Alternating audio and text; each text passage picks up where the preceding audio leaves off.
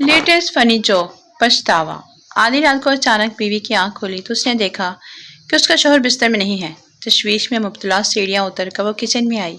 शौहर वो काफी का मग पकड़े देख गहरी सोच में डूबे देखा तो पूछा, डियर, तुम इस वक्त यहाँ क्या कर रहे हो? शौहर ने सर्द आह भरकर ग्लू के लहजे में जवाब दिया, तुम्हें याद है जब हम 20 साल पहले छुप छुप कर मिलते थे और एक बार तुम्हारे डैडी ने हमें पकड़ लिया था और गन तान कर मुझसे कहा था कि या तो मेरी बेटी से शादी करवाओ या 20 साल के लिए जेल जाने के लिए तैयार हो जाओ। हाँ डियर, मुझे अच्छी तरह याद है, बीवी ने जवाब दिया। शौहर ने आंसू पोंछते हुए कहा, आज मैंने रिहा हो जाना था। Oh, no, no, no, no. लतीफ़ों की दुनिया। वो बार बार हमसे पूछते हैं, हमें याद करते हो? अब उन्हें कौन समझाए? अगर याद करना इतना ही आसान होता तो हम अपनी क्लास में टॉप न कर लेते।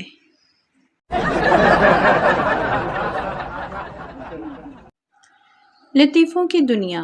मीता और चीता। मीता, मेरे दादा का इतना बड़ा फॉर्म था कि घोड़ी का बच्चा एक सिरे से चलता और दूसरे सिरे तक पहुंचते पहुंचते जवान हो जाता। चीता, मेरे दादा के पास इतना लंबा बांस था कि जब बारिश नहीं होती थी तो लोग उनको आकर कहते थे कि तो वो बादलों को इधर से उधर इकट्ठा कर देते तो बारिश होने लग जाती। मीता, झूठ, बिल्कुल झूठ, इतना लंबा बांस वो रखते कहाँ थे? चीता, तुम्हारे दादा के फार्म में। लतीफ़ों की दुनिया। मिरासी ने नई गर्म चादर ली और कंधे पे रखकर गांव के चौपाल में जा बैठा।